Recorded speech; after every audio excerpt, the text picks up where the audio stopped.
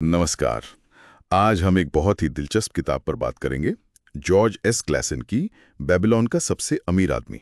जी, ये एक क्लासिक मानी जाती है। हाँ, और ये 1926 में छपी थी। बिल्कुल, मतलब लगभग 100 साल पुरानी।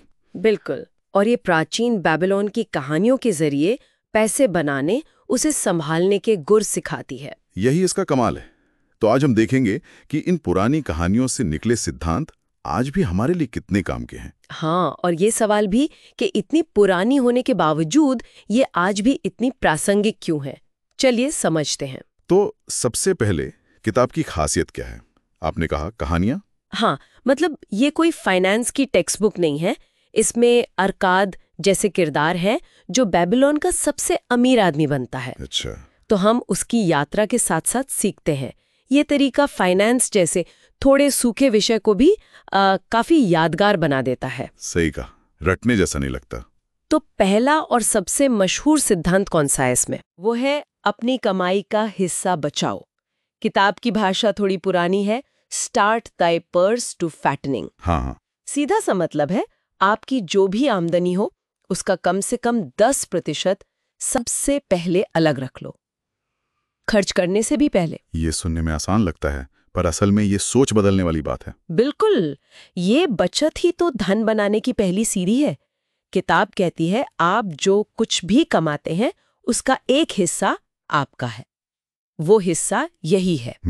अच्छा, और फिर दूसरा सिद्धांत आता है खर्चों पर काबू रखना। जी, अपने खर्चों को नियंत्रित करो या कंट्रोल दाई एक्सपेंडिचर्स।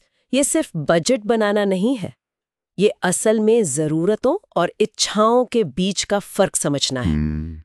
आज के जमाने में जहां क्रेडिट कार्ड्स हैं, ईएमआई हैं, ये शायद पहले से भी ज्यादा जरूरी हो गया। बिल्कुल, मतलब अपनी चादर देखकर ही पैर फैलाना है। सही कहा। और जब आप बचत करते हैं और खर्च कंट्रोल करते हैं, तब आता है तीसरा कदम। पैसे को बढ़ाना। हाँ, अपने सोने को गुणा करो या मेक दाई गोल्ड मल्टीप्लाई।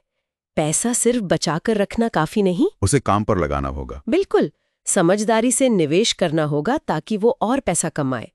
पैसिव सेविंग से एक्टिव वेल्थ बिल्डिंग की तरफ जाना। और यहीं पर वो चौथा सिद्धांत फिट होता है, नुकसान से बचाना। जी, अपने खजाने को नुकसान से बचाओ। Guard Dai treasures from loss. आजकल की भाषा में कहें तो जल्दी अमीर बनने वाली स्कीमों से दूर रहना। हाँ, वो गेट रिच क्विक वाली। बिल्कुल। किताब कहती है एक बड़े अफसोस से थोड़ी सावधानी बेहतर है।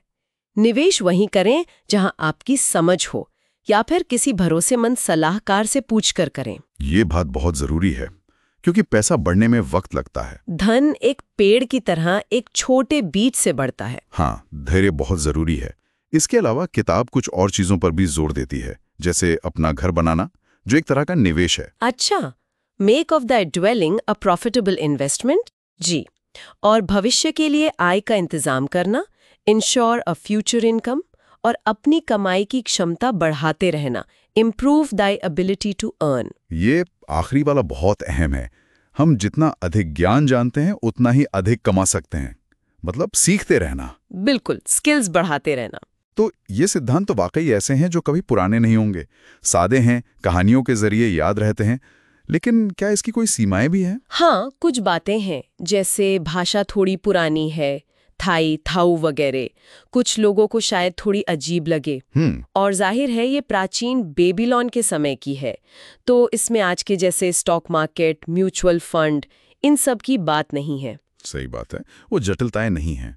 लेकिन इसके बावजूद जो मूल सिद्धांत हैं, नियमित बचत, सोच समझकर खर्च, सावधानी से निवेश, वो आज भी उतने ही मजबूत हैं। ये फाइनेंस की नींव है। हाँ, किसी भी टिकाऊ आर्थिक प्लान के लिए ये असास हैं।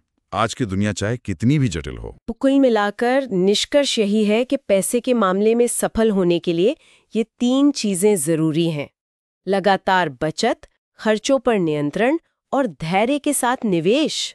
और शायद अनुशासन और आदतें ज्यादा मायने रखती हैं, बजाय किसी जटिल तकनीक के। बिल्कुल, ये किताब यही खूबसूरती से दिखाती है।